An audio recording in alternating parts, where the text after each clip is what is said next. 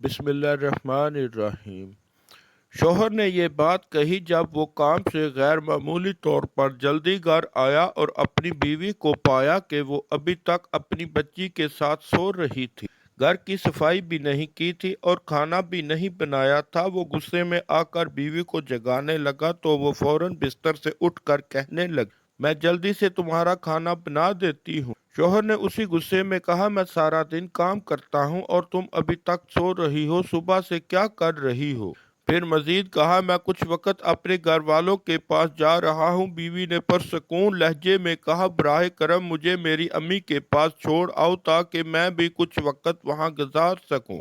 फिर शोहर कमरे से बाहर निकल गया और बीवी ने कुछ कपड़े बच्ची और अपने बच्चे को कंधे पर उठाया और घर के दरवाजे पर खड़ी हो गई। शोहर बगैर कुछ कहे इसे इसके घर वालों के पास छोड़ आया। जब बीवी अपने घर वालों के पास पहुंची तो किसी को कुछ नहीं बताया और ऐसे जाहिर किया जैसे वो आप दौरे पर आई हो। जब माँ ने उसके कपड़े के बैग के बारे में पूछा तो बीवी ने कहा, मेरे शोहर के दूसरे शहर में काम है, इसीलिए मैंने सोचा इन दिनों में आपके पास रह लूं।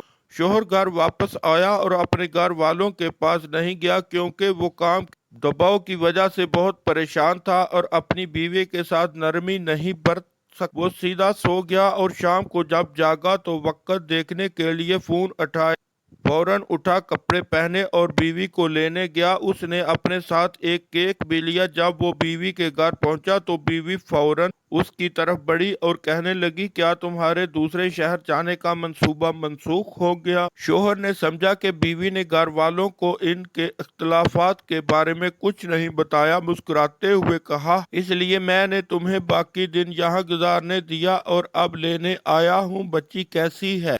असल में बच्ची की रात की तबीयत खराब हो गई थी। इसकी माँ सारी रात इसे देखभाल करती रही और सुबह सो गई। शोहर को इसका इल्म नहीं था और यही वजह थी कि बीवी ने घर के काम नहीं किए।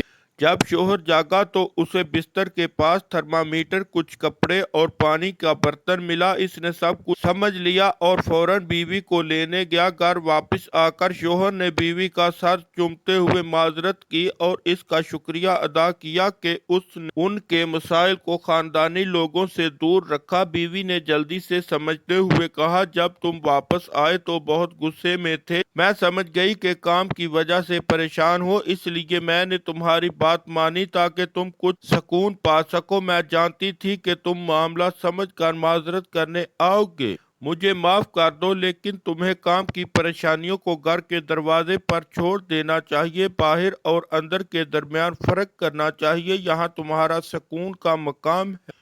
बीवी अपने शोहर की तबीयत को खूब समझती थी कि जब वो गलती करते हैं तो माजरत कर लेते हैं, मगर वो ये भी जानती थी कि गुस्सा कभी कभी इनकी आंखों पर पर्दा डाल देता है।